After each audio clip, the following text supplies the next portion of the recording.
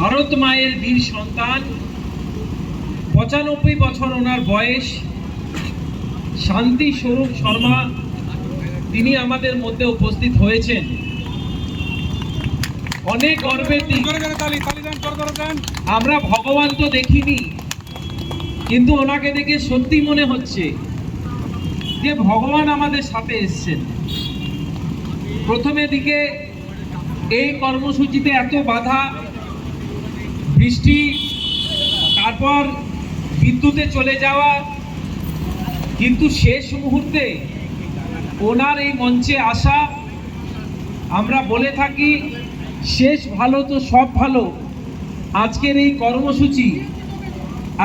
কর্মসূচিতে কোনো ঈশ্বরীয় শক্তি কাজ করেছে, না হলে এই ধরনের ব্যক্তিকে বা ব্যক্তিত্বকে আমরা মঞ্চে পেতাম না।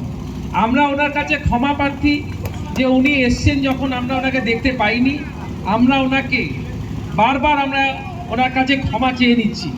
আমি অনুরোধ করব এই মণ্ডলের সভাপতি এবং লড়াকু নেতা মাননীয় মানস পাণ্ডে মহাশয়কে, আমাদের শান্তি স্বরূপ শর্মা মহাশয়, ভারত মায়ের বীর সন্তান, তাকে উত্তরীয় পড়িয়ে বরণ করে নেবেন। সকলে স্লোগান তুলবেন, ভারত মাতা কি, ভারত মাতা কি, ভারত মাতা কি, বন্দে বন্দে বন্দে বন্দে।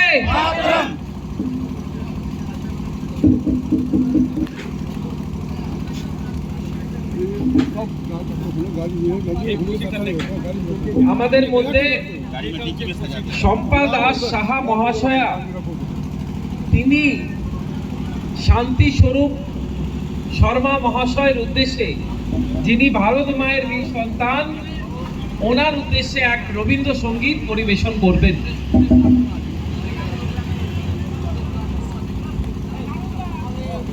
নমস্কার।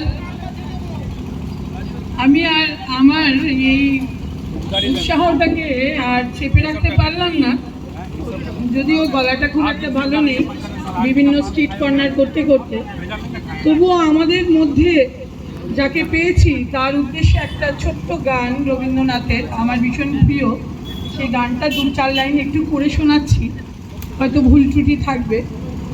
আমার মনে হয় এই সময় এই গানটা ভীষণভাবে গুরুত্ব রাখে। স্বার্থ